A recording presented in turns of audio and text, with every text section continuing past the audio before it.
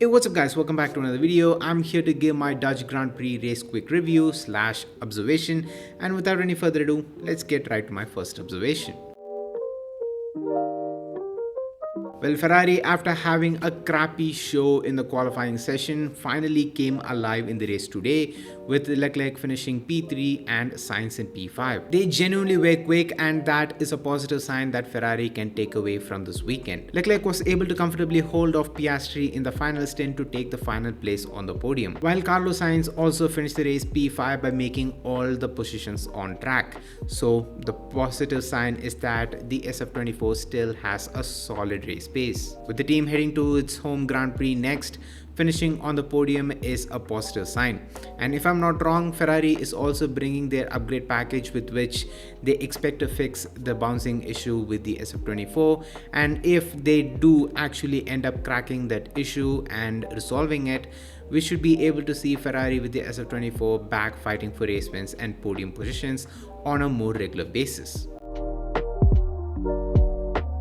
McLaren once again did something very similar to what they've been doing for most of this season in terms of race execution. Though the team picked up a commanding race win over the home hero Max Verstappen with Lando Norris, it was still not without mistakes. First, with the most absurd radio message by asking Lando Norris on who he's battling when it was clearly for the race win, and then nerfing off Piastri by letting him stay out longer on the first stint. Ideally, it was a McLaren 1-2 finish written all over the race, but it was McLaren's strategy to let Piastri stay out longer on the first stint that really compromised on the team's result. But instead, they let him stay out a little too long, to a point where he had to use all the rubber advantage that he had over the field to close back up to the top 3, that once he reached there, he had nothing to fight with. This year, strategy and race execution has been the biggest Hercules heel of the team, and Oscar Piastri has been the driver who has seen the wrath of it. So yes, it's another hit and miss weekend for McLaren.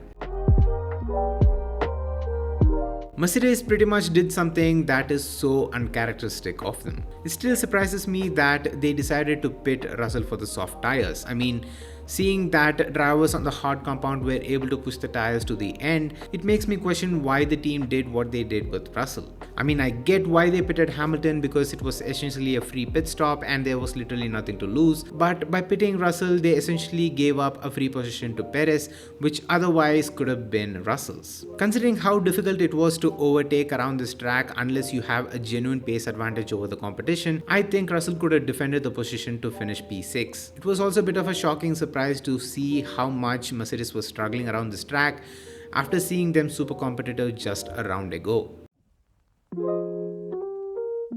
I don't know how many of you saw this on the live feed, because the commentators of both the Sky feed and the F1 TV seem to have missed it. But what Kevin Magnussen did at the final turn leading up to the pit straight was super dangerous. I mean, it literally could have caused a massive crash similar to the kind of crash that we had at the safety car restart at Mugello in 2020. With the amount of car behind him, I guess what Kevin Magnussen was doing is to slow down the pack behind to give Nico Hülkenberg ahead a better chance at scoring points. But both him and the team needs to stop doing this, and I really hope that FIA does something about it rather than just sitting in the side waiting for something horrible to happen before taking an action. Usually drivers tend to exaggerate things to get the other driver penalized, but in this case I am on Albon's side, and what Kevin Magnussen did was totally dangerous. Red Bull arguably played a damage limitation stint at the Dutch Grand Prix. Seeing Max Verstappen dominating a race by 20 to 30 seconds ahead of rest of the field, to now him being the one 20 seconds behind the race leader, was difficult to process. Perez on the other side of the garage has delivered a more cleaner, stronger and a consistent weekend after a very long time. If not for the slow pit stop, I feel like Perez would have had the liberty to bring in the tire nicely rather than having to push on it straight away to make up for the time lost in the pit stop. P6 is still a bit away from where I think that Red Bull should have finished, but at the end of the day, I feel like this was much more of a fierce and a more competitive performance from Perez that we've not seen from him in a very long time. So that's a good sign. And I really hope he builds on this to have a much more stronger weekend in the coming races.